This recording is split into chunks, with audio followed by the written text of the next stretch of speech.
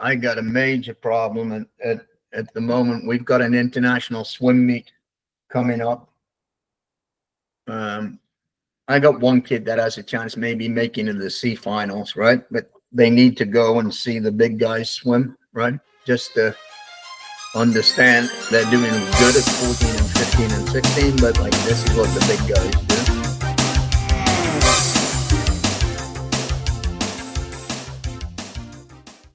But I cannot find a room anywhere.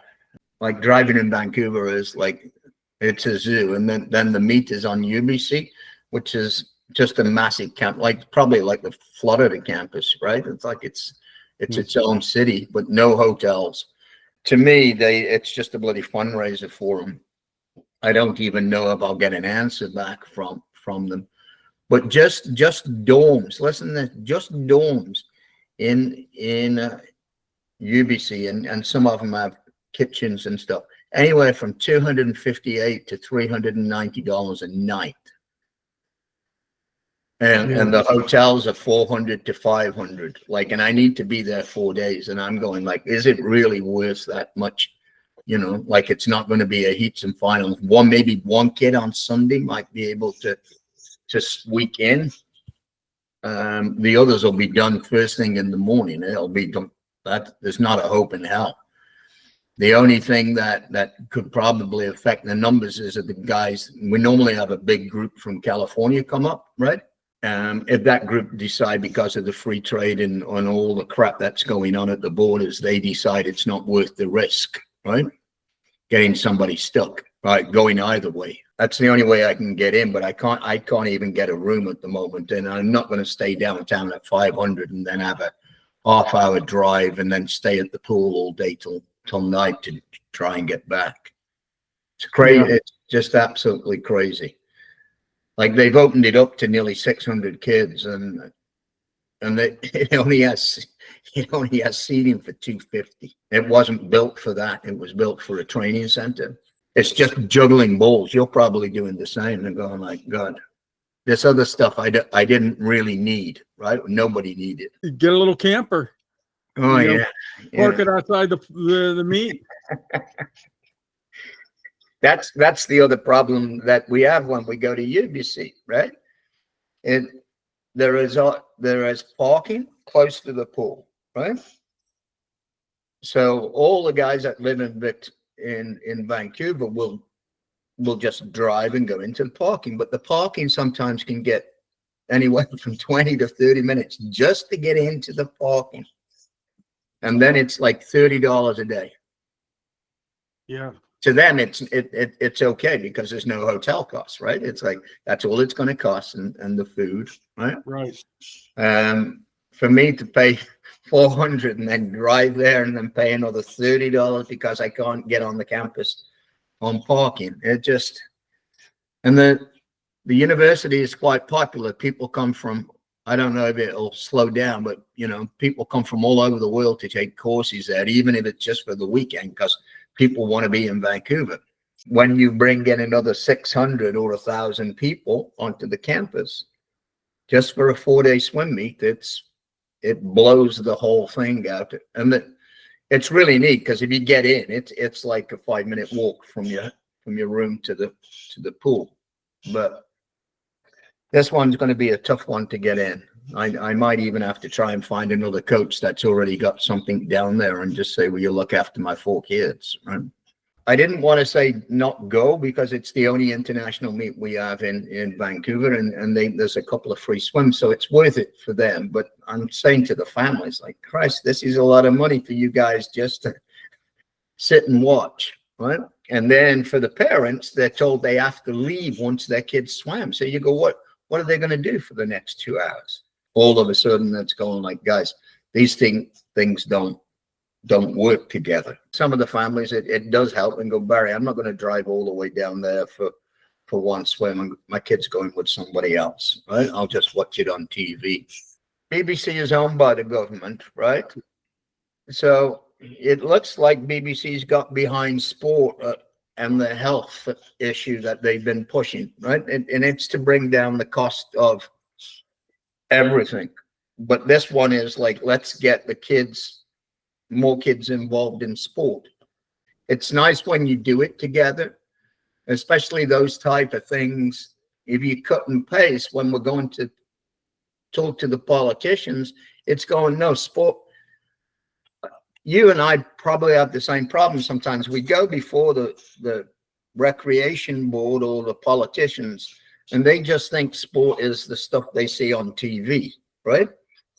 So we don't win a lot of friends with that type of attitude. And you actually have to go to the point, no, this is what sport really is. And then just convince the politician it's your vote, right? It's your community. It's this, all those things that you want. So sometimes I find if you can find good stuff like that, go just listen to this. It's not me talking.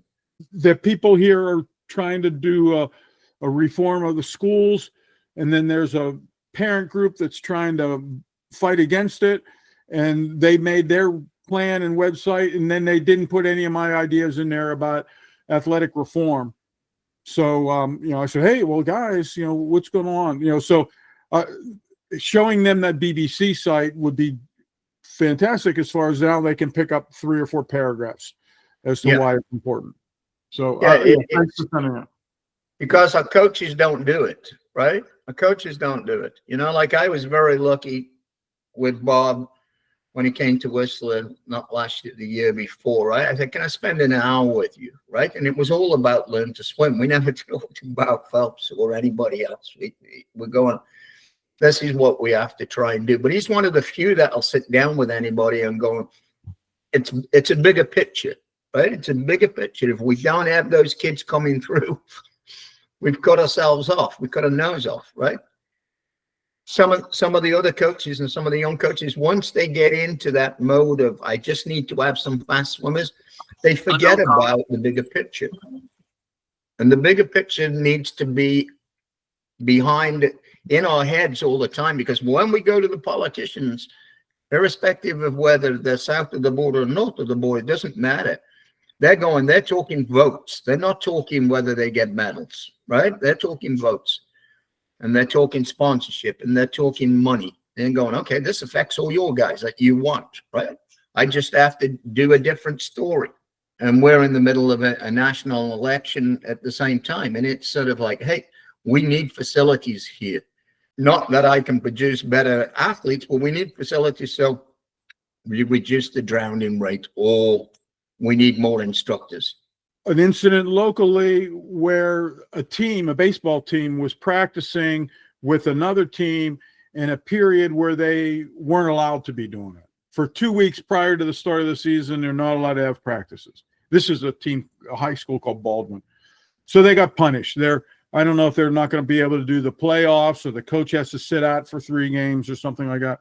And sort of like a pimple of a penalty, they're practicing, but I wrote that as soon as they realize that they're in a violence protection program, and that practicing is good, and that we want kids to be doing our practices rather than being out on the street or doing other dangerous things, that's bad, so they're going to be part of a gang, and it's a gang that we control.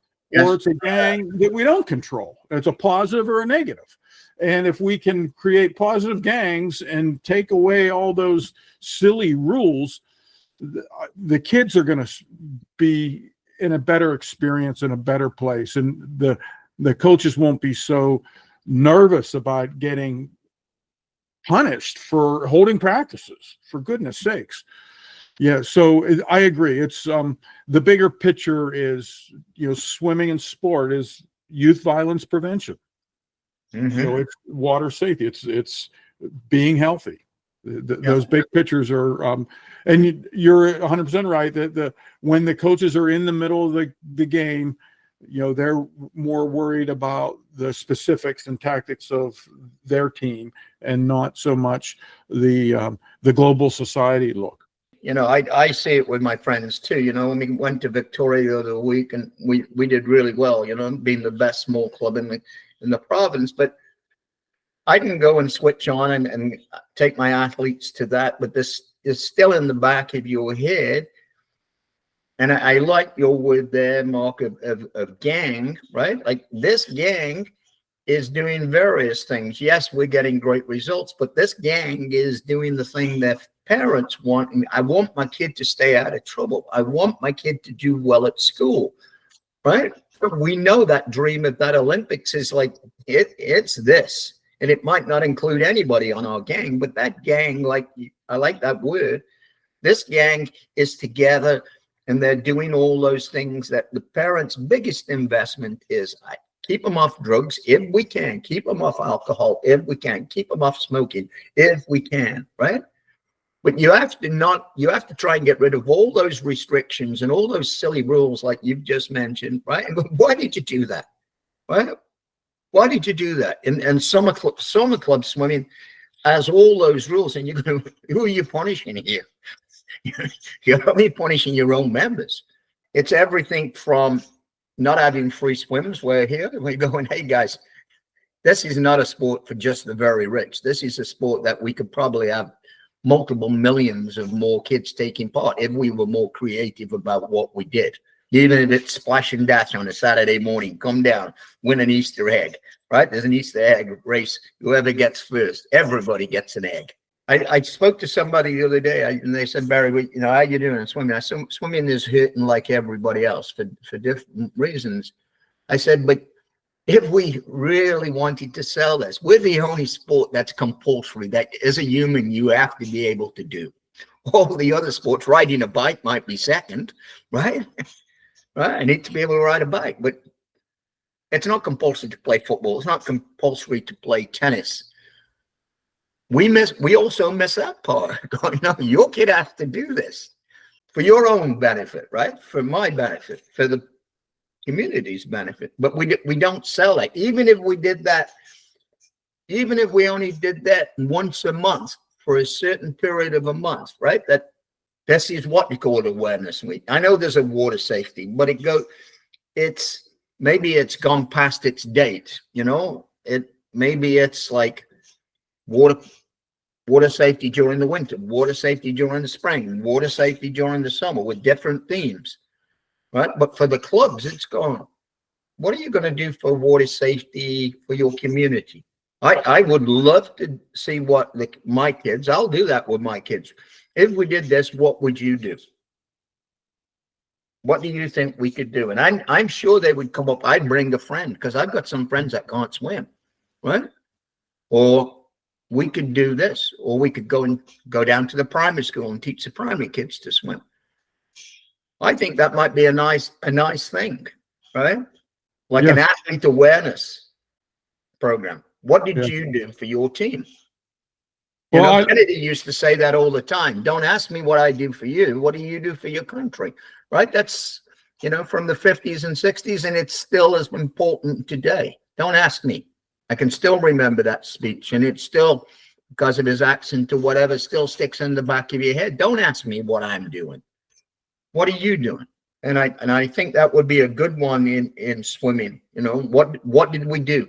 Maybe we have to think about that. Maybe you and I, we have a panel discussion on a Tuesday morning like this, and you pick 5 people and just pick one theme. You pick the theme and just say, let's have a talk.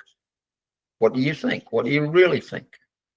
Because lots of times, even when we have the clinics and we have all the guys lined up, I know some of my friends, even though they're there and they're as qualified as I am, switch off after a while. Go, Barry, I don't have a multi-million-dollar facility. I don't have free access to any time I want. Yes, he's a great coach, but there is nothing there I can take back. Nothing there I can take back. And that's okay for maybe one panel discussion. But when you have 6 panels all talking elite athletes, this is what I do. And you're going, whoa.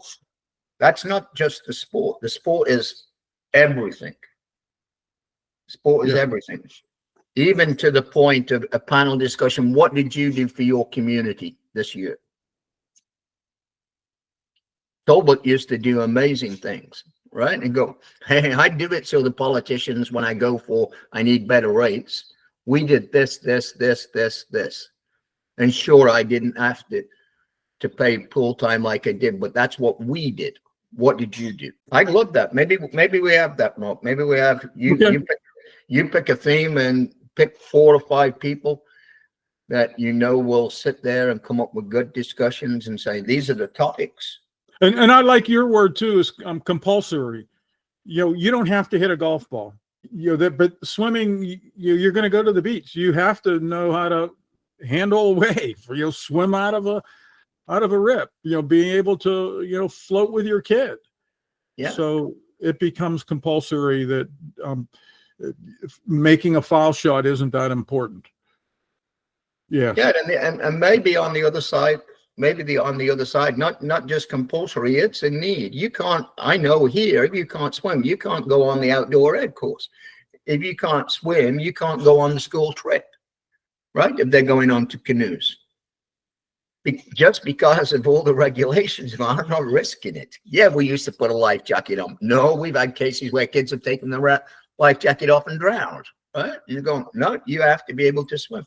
So all those things, if you don't do this by this age, this is what you're cut off from. Even going to the beach, right? Even going to the beach. You go, well, I can go and lie on the beach. No, it's too tempting.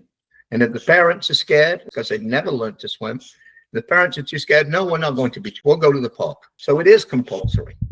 Welcome back to Heavy or Not, where we dive deep into the big questions, sometimes heavy, sometimes not. Today, we're throwing rapid-fire questions at anyone out there who thinks they've got what it takes to be a high school varsity swim coach. Let's see if you're ready to jump in or if you're still hanging onto the pool deck. All right, future coaches, let's go. Who are you, and why do you want to be a high school head coach? Why this school? How do you define a successful swim program? What's your practice planning philosophy? Are we talking structure, chaos, or somewhere in between? What's your strategy for the full season? Peaking at the right time or consistent improvement? Are you year-round conditioning or seasonal focus? How do you handle multi-sport athletes? Encourage them or expect full commitment? Communication time. How do you keep your players, parents, and administration all in sync? Meet schedules.